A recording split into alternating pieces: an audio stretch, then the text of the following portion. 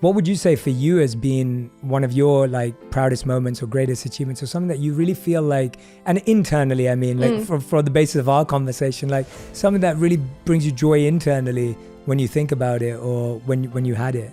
Like I said, I look back and the things that I've accomplished, just even my job, like I think I really at one point when I was younger decided I want to be a model and this is what I want to do. And the fact that I executed, because we talk about that determination, like I was 14 years old when I kind of made that decision and was like, this is what I want to do. And I went to my mom and I was like, please help me do this.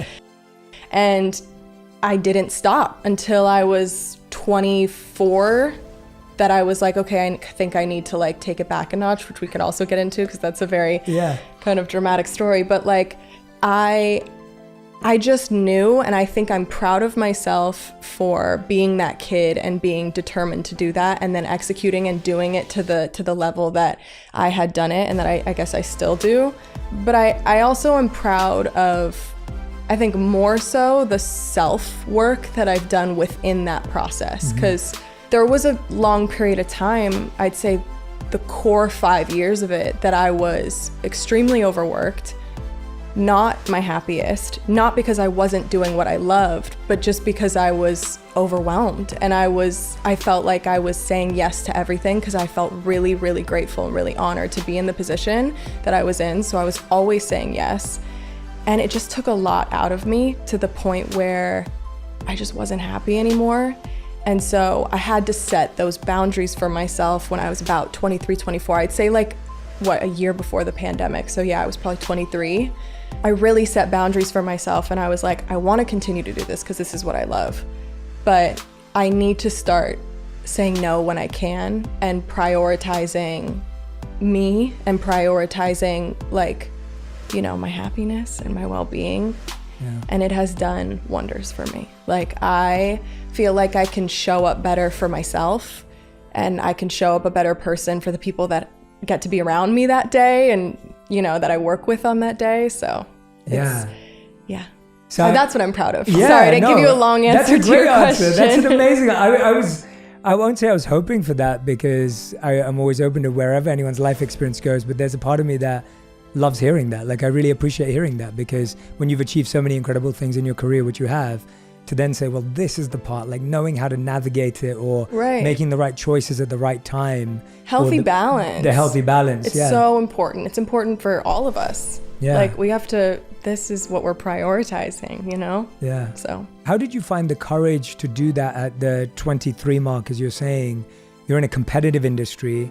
As you said, it was overworking.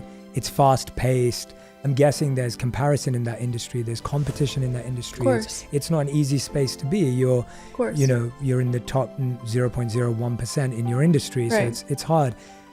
And the reason I ask this is because I work with so many people in this space, and to have the courage to say, no, I know that if I sort this out, then all of this is going to be just fine. That actually takes more courage than we recognize.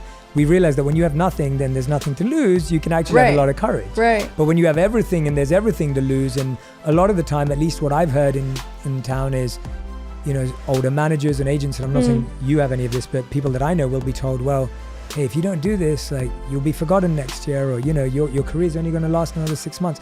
How did you have that courage to say, no, I need to do this? Like, where did that come from? And I think that it's like I've never thought about it that way, to be completely honest with you. I just knew that if I had gone any further, that I was going to lose myself. I was at that I was on the teeter-totter edge of that point where had I gone any further, I was probably not gonna be great. It was so important to me to feel good that I just knew that it was something that I had to do. And I can't say, like, you're absolutely right. Like, there were so many people around me that had told me not to say no, and told me not to say no, told me not to stop. I fought my way out of it a little bit because there were people that had worked for me that, you know, didn't want me to stop because it might have benefited them. Of course. But I got to that point and I just knew I had to do it. And I don't know. I don't know how to explain it, I guess. Yeah. It was just such an unbelievable sensation that I had where I knew that if I do this, I'm going to be better for everyone. And I'm going to be better for myself, which means I'm going to be better for the people around me. And I have to do this. And so it wasn't really, I want to be able to live with happiness. God forbid any of this ever went away. And I think that was a big moment for me of being like, I'm gonna be okay if I don't get this job tomorrow. And I'm gonna be okay if I don't get that job in a month. If I have to take this time to do whatever, things will come, everything's going to work out the way it's supposed to, and I had to trust that. So. Yeah, those simple things like, giving yourself that space, whatever it is that you needed to do. Yeah. When you needed it. And like you said, sometimes it's like, that's when all the subscribe buttons come up in front of you and it's like, try this and try this. And it's like, well, no, let me just take my time. And it was also, now that I think about it, 23, I'm 26, I've had my horse so around that time is when I bought the horse that I have now, who is my, like, I jump her and I have 2 other horses, but they're like retired. So I don't really ride them the same way I ride her. So yeah, I guess it was around that time too that I was like, I'm gonna do this because I love this. And like, I want to get back into it. And this is what I've loved my whole life. So it was around that time that I feel like all of that started happening, and I bought my horse and I like started taking more time for things that made me really happy. Yeah, what I'm noticing in you and observing, or at least from just these. God. No, in a good way, way. It's all good. I was just saying, it's like, it feels like no matter what's happening in your orbit, there's this pillar of belief that it's important to be happy. Yeah. Like, that's like this core center belief in your life where it's like, For sure. It's important to be happy. It's important to be happy. That has to be the goal. For sure. And, it's not always easy. We live in such an interesting industry and in such an interesting time with social media that it can be very hard sometimes. You can fall victim to so many things that don't serve you and that don't make you happy.